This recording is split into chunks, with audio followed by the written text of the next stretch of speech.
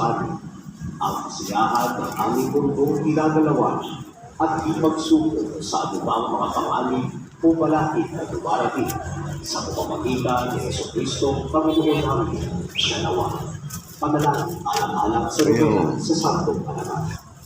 Mga pangyarihan at walang hanggang Diyos, kami lumulungkot sa aming po at lumalangin sa iyo na may makalipid na tiwala sa pamamagitan ng pagpipala at tiyaga. Dapat narinig po ninyo ang na ngayon at patuloy po natin ang matuloy mong pag-iisip at sinihan mo ang aking puso mula sa apoy ng banal na pag-ibig. Nang sa gayon ay aking mapagmilaya ang kakilang virtud at kagalingan ng santong aking dinadalahinan sa pinang ito at ang kanilang halimbawa at katulad sa buhay ng banal na anak. Bukod dito, ako'y humihingi na ito'y matupad mula sa kagalingan at panalangin ng makapangyarihan ang alagad. Ang petisyon na mula sa Kanya at sa aking hinaing na ibigay sa Kanya. Sinasabi sa espiritual na panalangin, sundin ang loob mo dito sa lupa para ng salamat. Ginagalang namin ng hapin ito sa pamamagitan ng kakilang kalahati at pagaling ng ating kaluluwa siya nawa. Panalangin para sa karal ng Panginoon. O Panginoong Diyos, sa iyong pangawat na pagliligtas sa mataimtig na tiwala mo sa amin mula sa komunidad ng Sanjunisyo sa bayan ng Paranaque at sa kabalan-banalang tataguli, obispo at martir. Ito'y maluwalhati para sa iyo at alinsulong bilang martir ang napakaraming milagro binigay mo sa amin. Kawalan mo po kami mula sa aming paglilingay-lingay na maisanay at maripamahagi sa iyo ang ilaw patungo sa daan ng buhay. Kaya hindi na mawala ang lahat ng lumamagamat sa aming buhay at mula sa aming kahinaan, kami nakasala sa iyo. Kami ay iyong ibalik-balik sa totoong pusa na iyong dinaranas sa pamamagitan ng Jesucristo, Panginoon namin, siya nawa. Ama namin, sumasalangit ka sa bahitang ngalan ko, kapasa amin ang kaharian mo, sundin ang loob mo dito sa lupa para ng salamat. Bigyan mo kami ng aming kakanin sa araw-araw. Tawarin mo kami sa aming mga sala. Para nang papatawad namin sa nagkakasala sa amin. At huwag mo kami pahintulot tukso. Sadya mo kami sa lahat ng sama. Ang mga Ginoong Maria, katutulungan ng grasya, ang Panginoon Diyos ay sumasayo. Bukod ang pinagpala sa babae lahat, at pinagpala naman ang anak na si Jesus. Santa Maria ng Diyos, ipanalangin mo kami makasalanan. Ngayon at kung kami mamatay. Amen. Iwan ang isama sa anak at sa Espiritu Santo. Kapara na sa unang una, ngayon, pasalangga. Amen. Dahil ito natin sa bigay ng ating kaibigan sa lugar ito.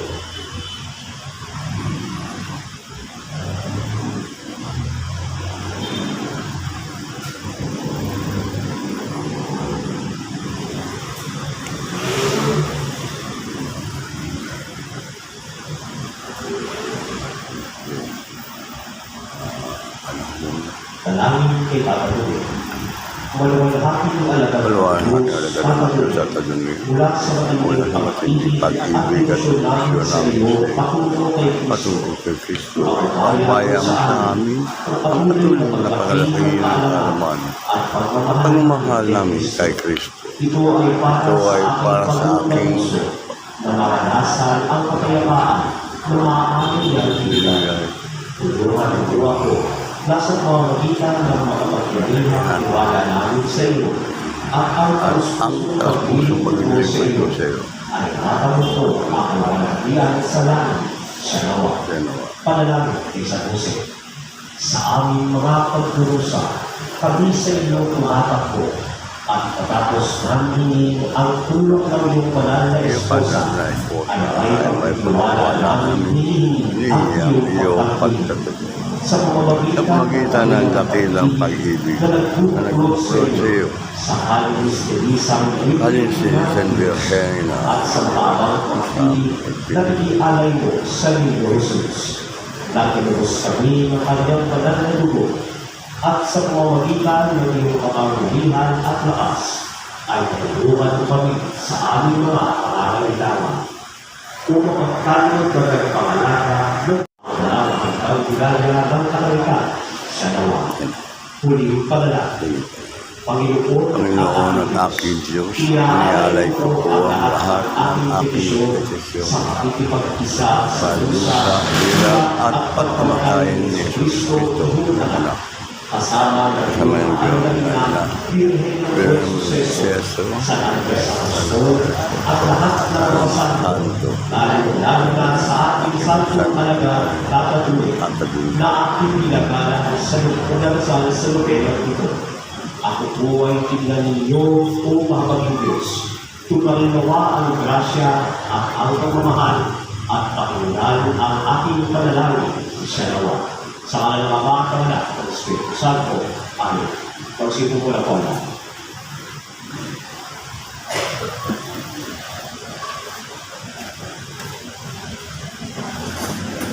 Hindi na pala kami po ang sumating lahat. Binubulipat natin ngayon ang mahal na Birhen ng Santo Rosario. At tayo po nasa ikapitong araw ng ating Misa Novena sa karangalan ng ating mga mahal na patrong Tatay at Jose. Ang ating punong tagapagdiwa ay si Reverendo Padre Buena Atos mula sa Society of Saint. Masasuyo po ang lahat ng ating awitin ng pagbulat na.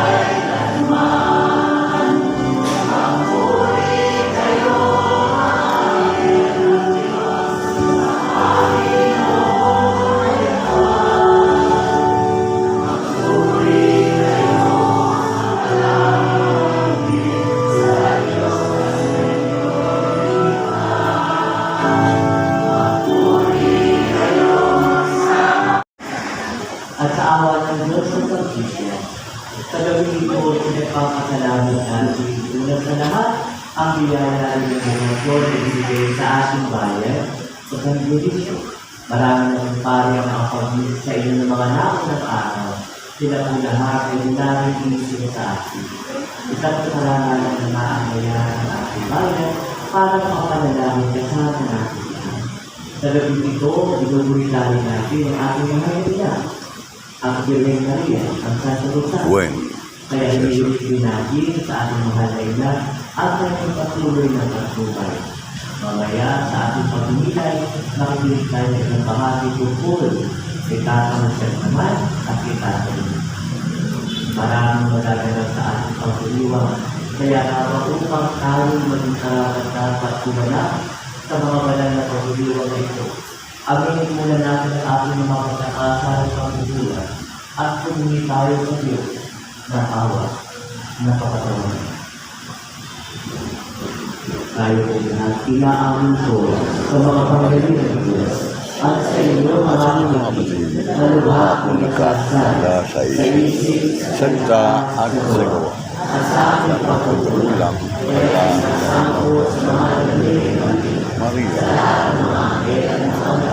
at sa inyo mga kapatid na ako'y panalangin sa Panginoon ating Diyos. Kaawaan tayo ng mga pangyarihan ng Diyos. Patawarin tayo sa aming mga kasalanan at patnubayan tayo sa buhay na walang hanggan. Amen. Panginoon, kaawaan mo kami. Panginoon, kaawaan mo kami. Kristo, kaawaan mo kami. Kristo, kaawaan mo kami. Panginoon, kaawaan mo. Panginoon, kaawaan mo kami. Manalangin tayo. Ama naming makapangyarihan, kasihan mo kami ng iyong pagmamahal upang kami nakabati sa pagbabalita ng Anghel tungkol sa pagkakatawang tao ng anak mo ay makapakinabang sa kanyang pagpapakasakit at pagkamatay sa Diyos. Sa pagsapit namin sa pagkabuhay ni Siya sa pamamagitan niya, kasama ng Espiritu Santo, magpasawalan ito. Amen.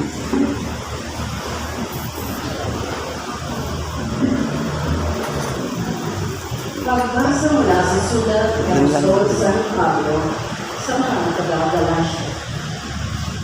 Mga kapatid, nagtataka ako kung bakit kay Galileo pinunta ng Diyos na tumawag sa inyo Ang pito sa na. pamamagitan ng pag-ibig ng Kristo at bumaling kayo sa ibang mabuting balita.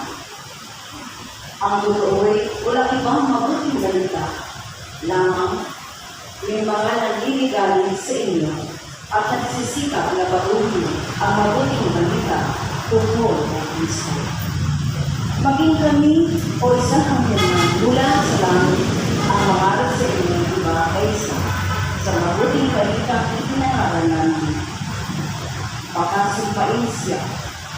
Sinabi na namin at inuulit ko, kung may mangaral sa inyo ng iba kaysa mabuting balita, tinanggapin mo, pakasumpain siya. Ngayon, nangangahulugan ba ang hinangad ko'y papuri ng tao? Hindi. Ang papuri ng Diyos ang hinangad ko. Sinisikap ko din pagbigay lubog sa tao. Ganyan na ba ang hangad ko? Hindi na sana ako pag-inalipin ni Kristo. Ibig kong malaman ninyo, mga kapatid, na hindi katahan ng tao ang mabuting balita na pinangaral ko. Hindi ko ito pinanggap mula sa tao, hindi tinuro sa akin ng tao. Si Kristo ang nagkaya nito sa akin. Ang lahat ng gawain ko'y tawag iyong nalalaman.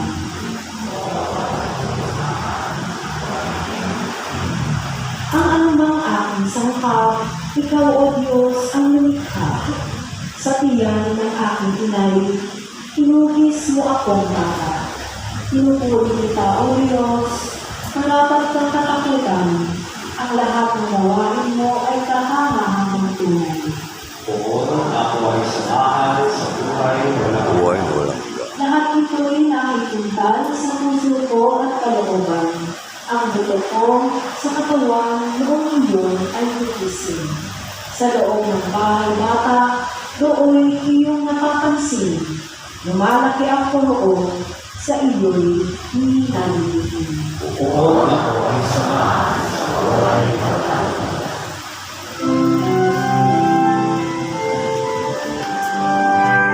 O panahon yun, may isang eskribang lumapit kay Jesus upang siya'y sabukin. Guro, ani, ano ang dapat mong gawin upang magkabit ng buhay na walang hanggan? Sumagot si Jesus, ano ang nakasulat sa kautusan? Ano ang nababasa mo roon? Tumugon siya, ibigin mo ang Panginoon mong Diyos ng buong puso, ng buong kaluluwa, ng buong lakas at ng buong pag-iisip, at ibigin mo ang iyong kapwa gaya ng iyong sarili. Tama ang sagot mo, bigla ni Jesus. Gawin mo iyan at mabubuhay ka. Sa hangad ng eskriba nang huwag siyang lumabas ng haliya, tinanong niya ulit si Jesus, sino naman ang aking kapwa? Sumagot si Jesus, may isang tao naglalakbay buwan sa Jerusalem, patungkong Jericho. Hinarap ka ng mga tulisan, kinuha pati labing sa katawan. Pinupog at halos patay ng iwan. Nagkataon dumaan doon ng isang sacerdote at pagkakita ng tao ng mga tulisay, siya'y lumihis at nagpatuloy sa kanyang lakad. Dumaan din ng isang levita, ngunit tinignan lamang niya ito at nagpatuloy sa kanyang lakad. Ngunit may isang sa balita ng naglalakbay Patuloy mo na lang dyan. nakita niya ang minarang at siya'y kahabang. Lumapit siya. Binuhusan ng damit at alat ng mga sugat ng tumatong niya. Saka isinakay ang tao sa kanyang sinasakyan tayo, dinala sa bahay panuyan at inalagaan doon. Kinabukasan, bumukod siya ng 2 denaryo. Ibinigay sa may-ari ng bahay panuyan at sinabi, alagaan mo siya. At kung magkano man ang kakulangan niya, babayaran ko sa aking pagbabalik. Sino ngayon sa palagay mo ang nagpakita ng kanyang pagkipagkapwa sa taong hinarang ng mga tulisan? Ano ng Jesus? Ang nagpakita ng habang sa kanya, tugon ng eskriba. Sinabi sa kanya ni Jesus, "Pumalo ka at gayon din ang gawin mo." Mga kapatid, ang mabuting balita ng Panginoon. Pinupuri ka namin, Panginoon Diyos. Muli po isang magandang gabi sa ating lahat. Ako po ay nanggaling sa malayong bayan ng Makati. Malaki po. Diyan ako sa Makati, ang aking po congregation ay ang Society of St. Paul. Meron po kami maliit na tindahan sa SM. Baka magtatuyo kayo, hindi po ako nag-a-advertise. Ano? Pero pagtatuyo kayo, may tindahan po sa SM ang pangalan ng St. Paul's. Kami po ay mga nagsusulat ng libro, nagtitinda ng mga rosaryo, gumagawa ng mga dasalan. Ito po yung aming misyon o apostolado. Kung ang ibang pari o madre, may mga orphanage, may mga paaralan, may mga ibang gawain, kami po ay nasa media o sa larangan ng mass media, print, audiovisual, media. Ito po yung aming misyon sa simbahan. Ako po sa kasalukuyan ay editor ng mga libro. Kaya ang malabo sa amin yun ay mata. Walang hanggang para pabasa. Nakatutulong naman po. Sapagkat sa tuwing ako'y nag-i-edit o nagbabasa, patuloy kang natututo. Bagamat hindi lamang ako ang nagsusulat, may mga kaibigan tayong pari, obispo at kardinal na sumusulat, kami ang nagtatama kung medyo nilihis na konti ang nakasulat. Kaya nakapagbibigay din sa atin kahit paano ng dagdag kaalaman ng ating misyon o trabaho. Ngayon naman po sa gabi ito, sa ikapitong gabi ng pamamanata ng ating pananalangin kay Tata Lourdes at Tata Jose. Siguro, yung mga nauna sa akin, nabanggit na halos lahat ng kasaysayan ni Tata Lourdes at Tata Jose. Ano pa sasabihin ko? Nasabi na nila lahat. Pero may sigurado kung hindi pa nila nabanggit. Bakit Jose at Lourdes? Ba't dalawa? Sa ibang bayan, isa. Bakit daw mo dalawa?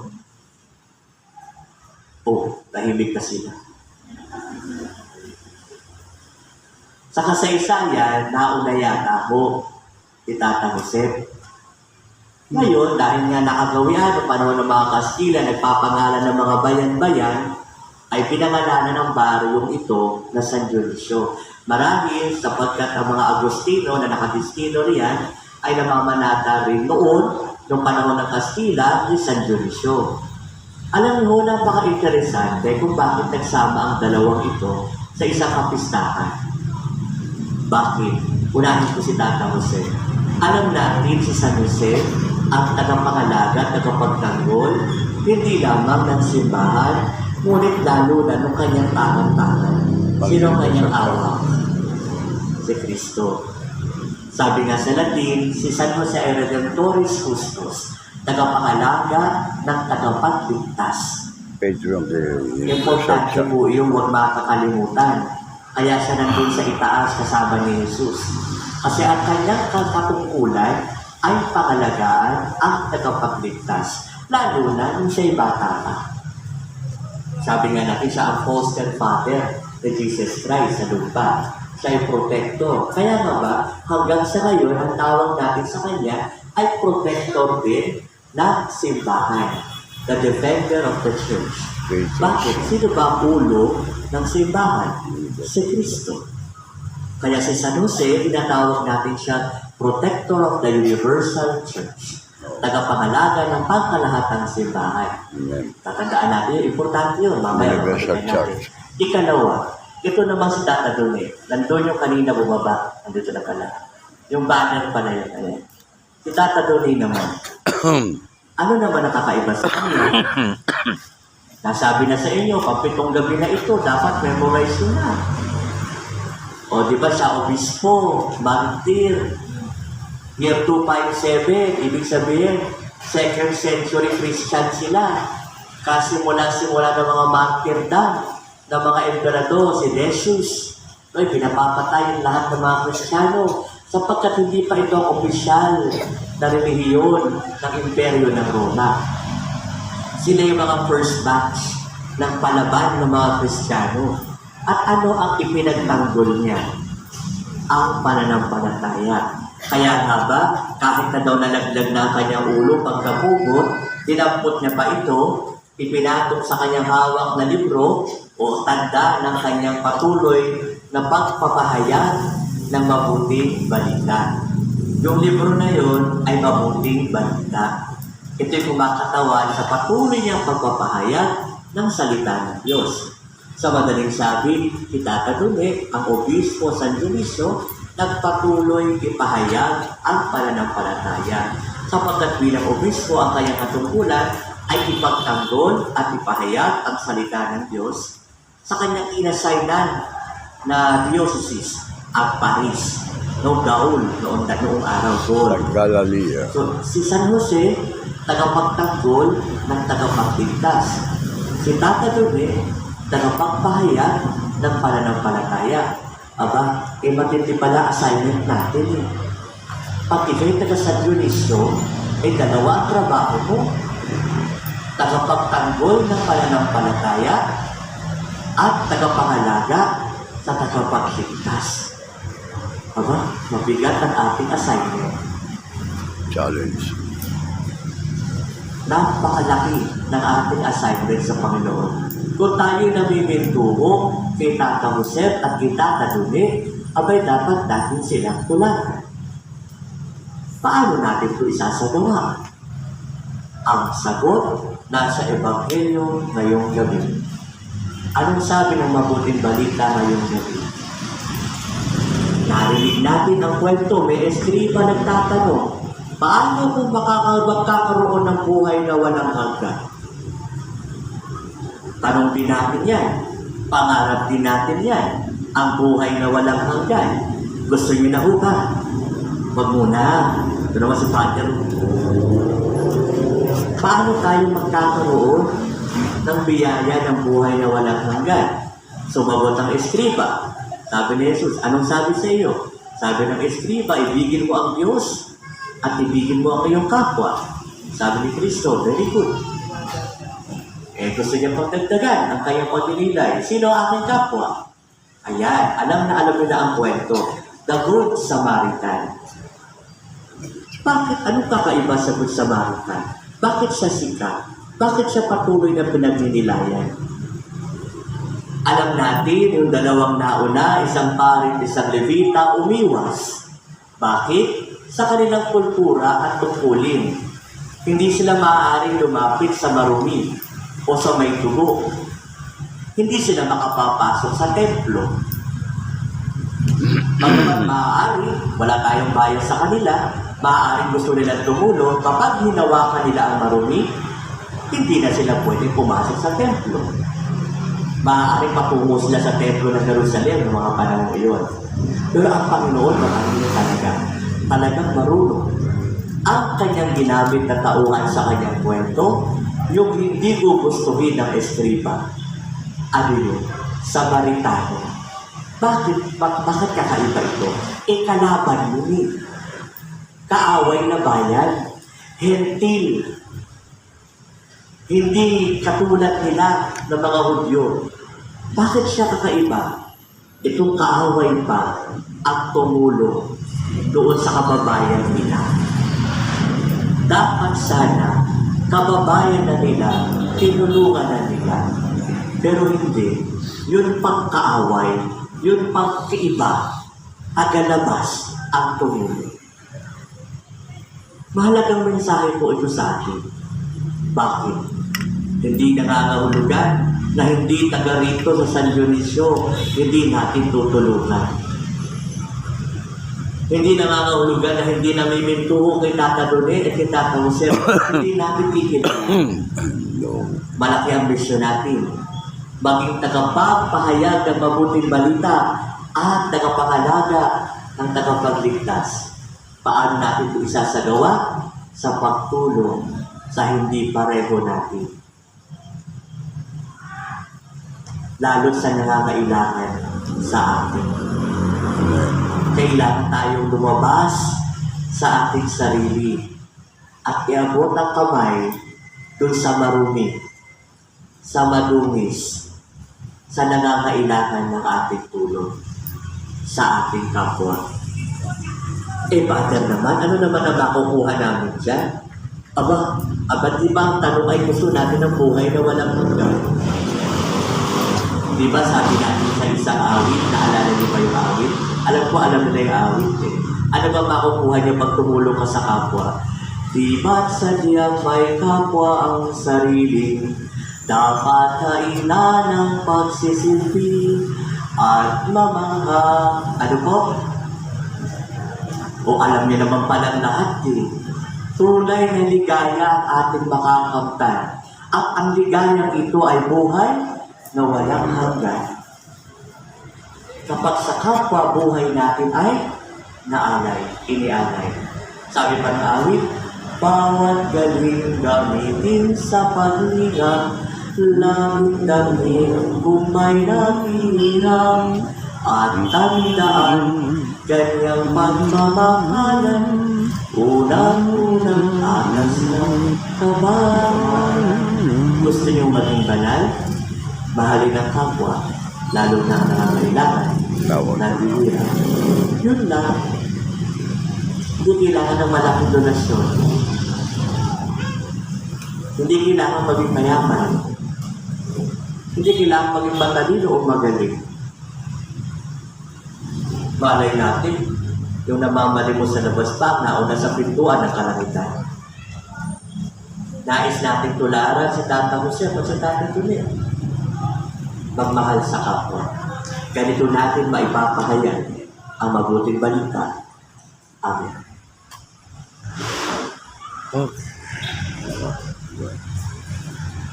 Sa ilang sandali ng katahimikan, pagpilayan natin ang mga salitang ating narinig at magpasalamat tayo sa ating mga butihing patron, halimbawa ng pagtatanggol ng ating pananampalataya, ng pagpapahayag ng mabuting balita, ng pagtulad kay Jesus na ating tagapagligtas.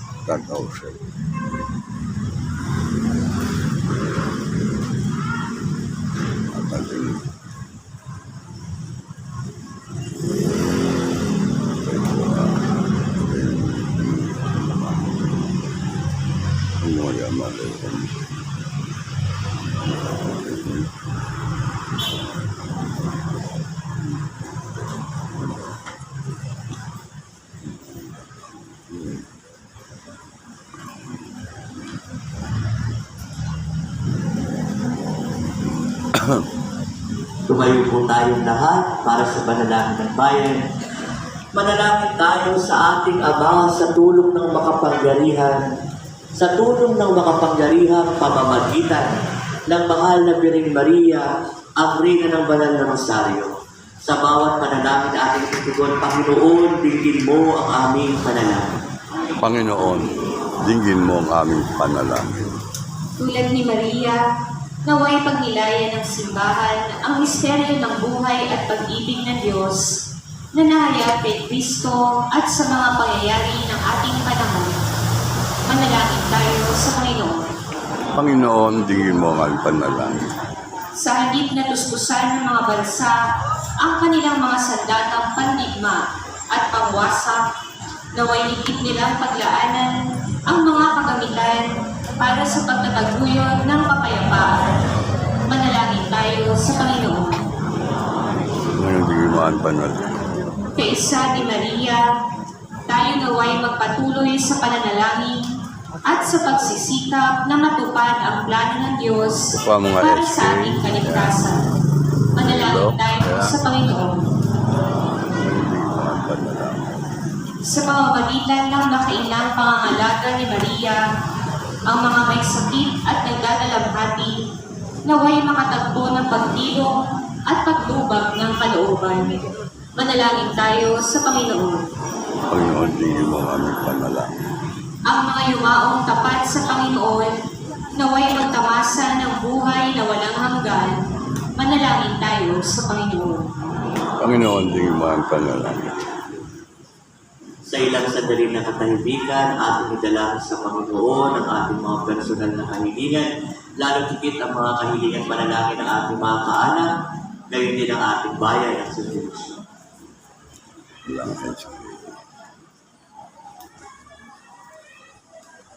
Ama naming nasa langit, pinasasalamatan ka namin para sa rosaryo at sa mensahe ng kapayapaan na hatid ni Maria sa aming mundo. Hinihiling namin ito sa pamamagitan ni Kristo na aming Panginoon. Amen.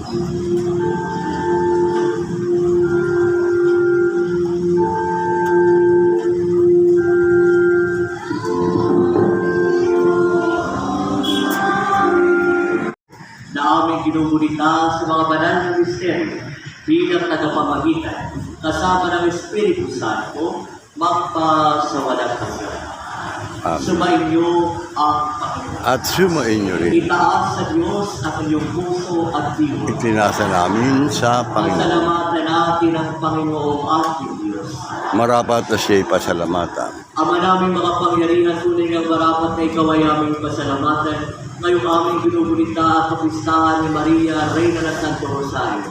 Bukod mo pinagpala sa babae lahat ng mahal na birhen, totoong mahal, na iyong piniling maging ina ng iyong anak. Nung isuno mo siya bilang aming Mesiyas. Sa kapangyarihan ng Banal na Espiritu, ang Birhen Maria ay naging inang tunay ng iyong anak na kanyang isinila. Bilang liwanag nitong sanlibutan. Kaya kaisa ng mga anghel na nagsisiawit ng papuri sa iyo, nang walang humpay sa kalangitan, kami nagbubuni sa iyong kadakilaan. Maihandog ang malinis sa alay para sa bahin ng iyong alay. Aba, isinasamo namin pakabanalin mo sa kapangyarihan ng Banal na Espiritu ang mga kaloob na ito na aming inilalaan sa iyo. Ito nawa ay maging katawan at dugo ng iyong anak at aming Panginoong Jesucristo na nag-utos ipagdiwang ng misteryo ito. Noong gabi ni pagkaroon siya, hinawakan niya ang tinapay, pinasalamatan kanya, pinaghati-hati niya iyon, iniabot sa kanyang mga alagad at sinabi, tanggapin ninyong lahat ito at kanin. Ito ang aking katawan na iahandog para sa iyo.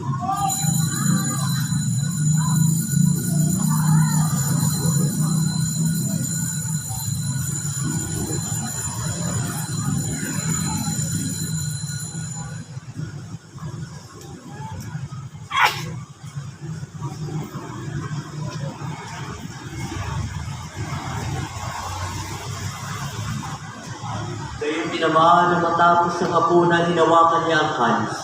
Muli kaniyang pinasalamatan. Iniabot niya ang kalis sa kanyang mga alagad at sinabi, tanggapin ninyong lahat ito at inumin. Ito ang kalis ng aking dugo, ng bago at walang hanggang tipan. Ang aking dugo na ibubuhos para sa inyo at para sa lahat, sa ikapagpapatawad ng mga kasalanan. Gawin niyo ito sa pag-alala sa akin.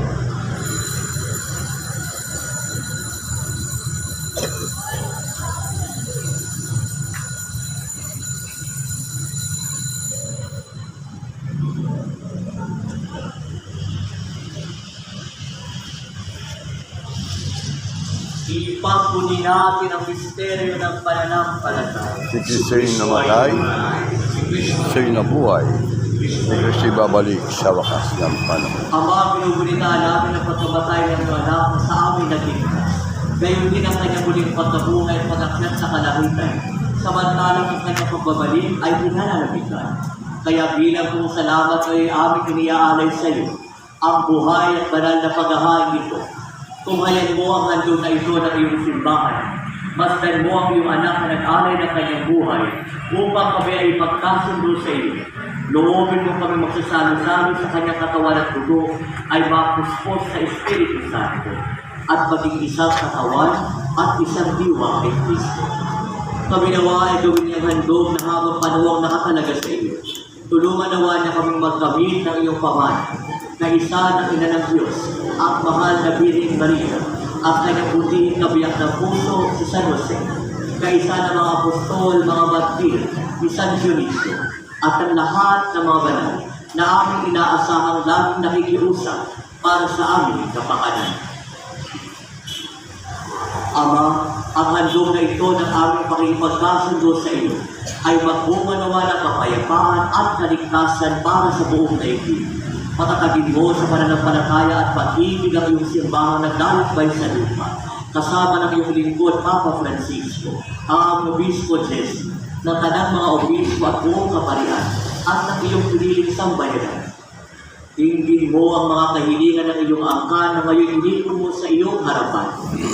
Ang maway, kupkupin mo at pag-isahin ang lahat ng iyong mga anak sa bawat panig at sulok ng daigdig.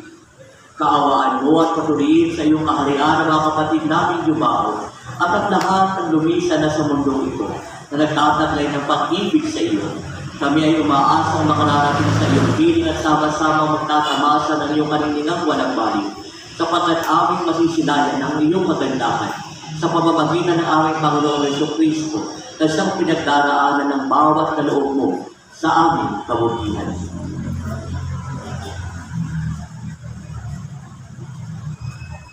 Sa pamamagitan ni Kristo, kasama niya sa Kanya,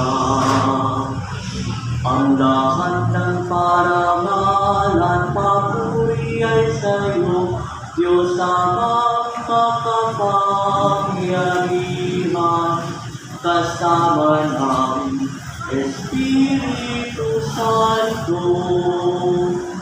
magpasawalang hanggan.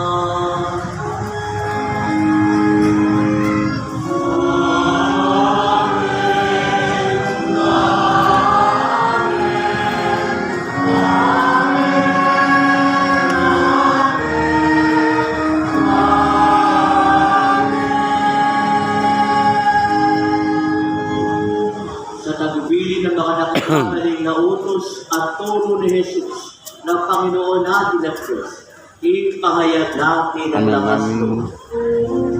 Tiyama sa langit ka. Ito ang poder ng Diyos. Ito ang nag-aalis ng kasalanan ng sanlibutan. Mapalad ang mga inaanyayahan sa kanyang piling. Diyo ka dapat patuloy sa iyo. Ngunit sa isang salita mo lamang ay gagaling na ako. Ito ang mga manigugdalan. At tingin ko ng panalangin. Ang puno mo yan mo kami nalay sa iyo. Kaya.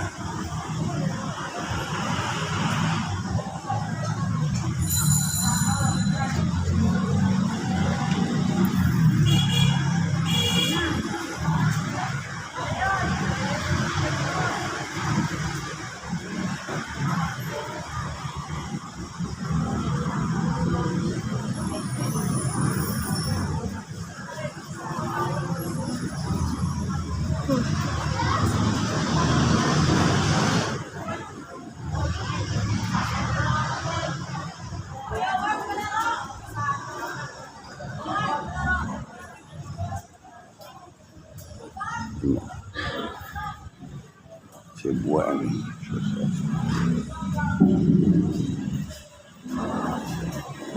Ayan po ang ating tatalo na tatawsin.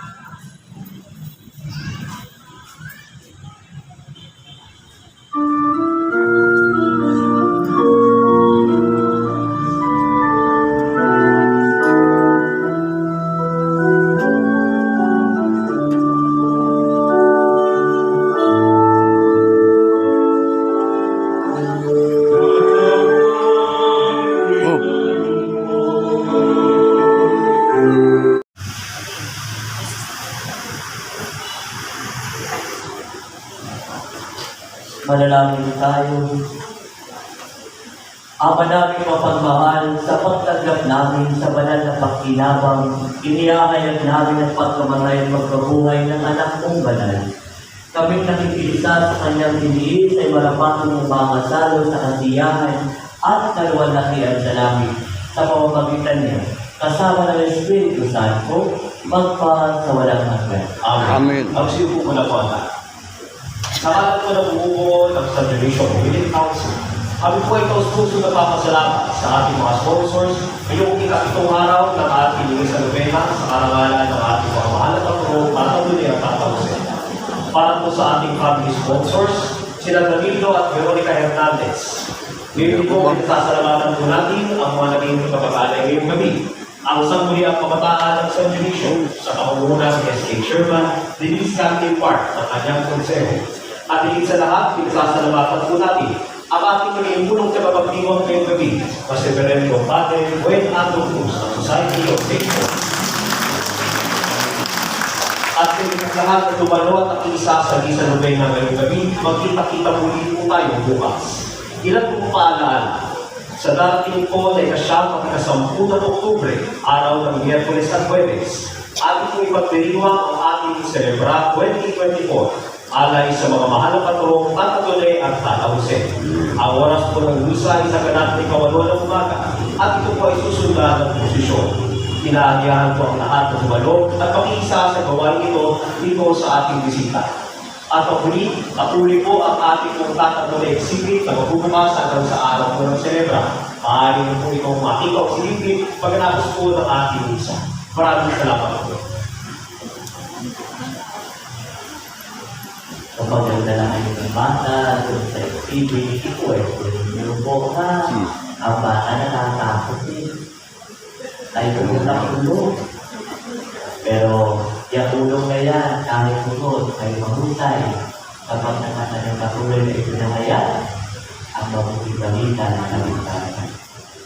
Sumayo ang Panginoon. At sumayo rin. Umupo kayo habang ibinagawat at pagpapaswan. Sumayo ang pagpapala ng buong may kapal. Nawa kayo'y kanyang ingatan, tulunan ng kapayapaan. Sumayo ang pagpapala ng buong may kapal. At pagpalain kayo ng ating mapapahalaso. Ama at Anak, ating Espiritu Santo. Amen. Kailangan mong magdiwang bayo ng taglay ang pag-ibig. Salamat sa Diyos.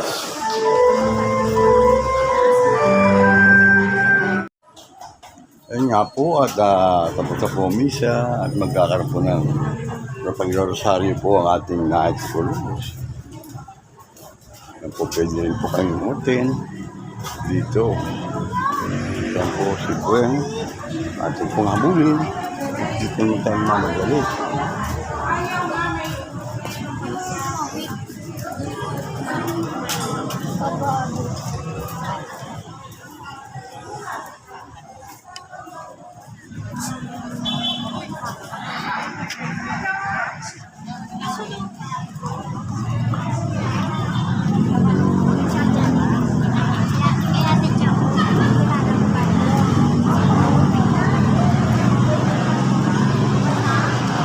Po at nakatapos lang po na ating pong Buen Joseph. Ang ating pong Tata Dunet at Joseph. Kanino?